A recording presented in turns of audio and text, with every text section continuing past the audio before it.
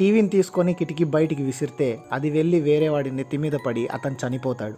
నువ్వు జైల్లో ఉంటావా ఇక్కడ ఉంటావా అంటే తాత జైలుకి బదులు దీన్నే కోరుకున్నాడు, అందుకే ఇక్కడున్నాడు. అలాగే మాట్లాడుతూ టోటల్గా ఎన్ని ఫ్లోర్లు ఉండొచ్చు అని హీరో అడుగుతాడు.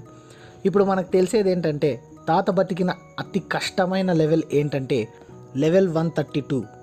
అక్కడికి పైన తిని వదిలేసిన వేస్ట్ ఫుడ్ మాత్రమే వస్తుంది.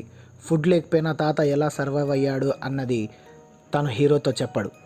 ఇంతలో హీరో పైన ఉన్న వాళ్ళతో అవసరమైనంత మాత్రమే తిని మిగతాది నీట్గా వదిలేయమని చెప్పడానికి ట్రై చేస్తే వాళ్ళు వినరు అని తాత అంటాడు.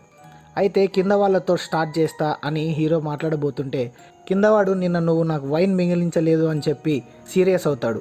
దాంతో తాత కోపం వచ్చి కింద ఫ్లోర్ వాళ్ళ మీద యూరిన్ చేసి వాళ్ళని అవమానిస్తాడు. సో ఇప్పటిదాకా తాత చెప్పింది చేసింది చూస్తే మనకి అర్థమయ్యేది ఏంటంటే తాతలో ఏదో తేడా కొడుతుందని. తను ఒక